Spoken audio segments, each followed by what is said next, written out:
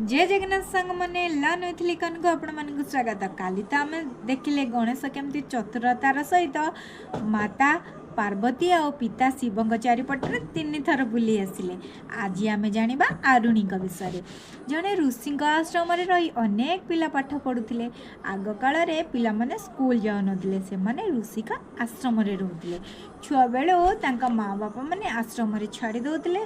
से माने पाठ सारी पाठ सांगरे साठ ता सांगरे व्यवहार सबू शिखी से माने आश्रम बड़ होकि फेरुले। पाठ पढ़ा संगे संगे आश्रमर जमी चाष करुले, बणु फलमूल संग्रह करी आणुले, गाई गोरु चराउले।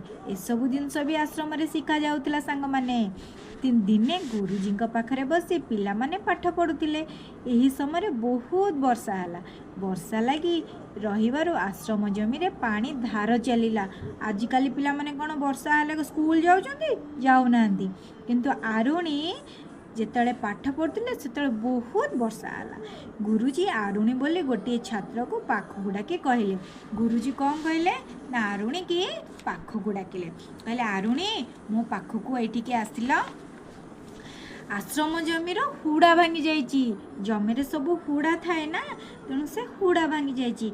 तुम्हें कोदाल धरी जमी पाखक जाओ, हुड़ा को मरामती करी आसीबो। हुड़ा को कौन करिवो मरामती कर दो, जा फल आ जमी भितर पानी पशि पारिबो नाही।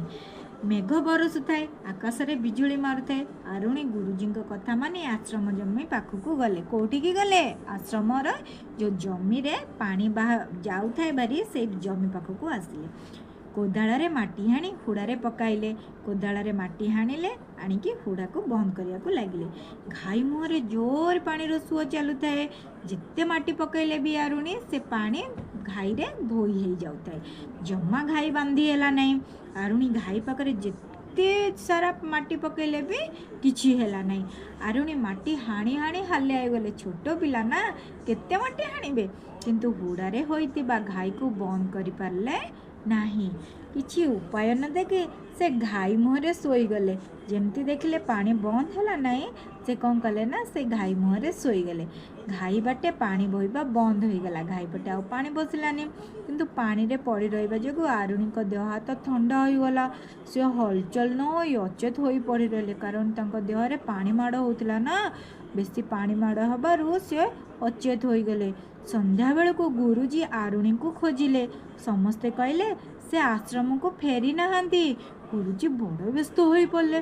से हाथ में लंठन धरी आरुणी की खोजा गले। बड़ पाटी करी आरुणी को डाकिले, आरुणी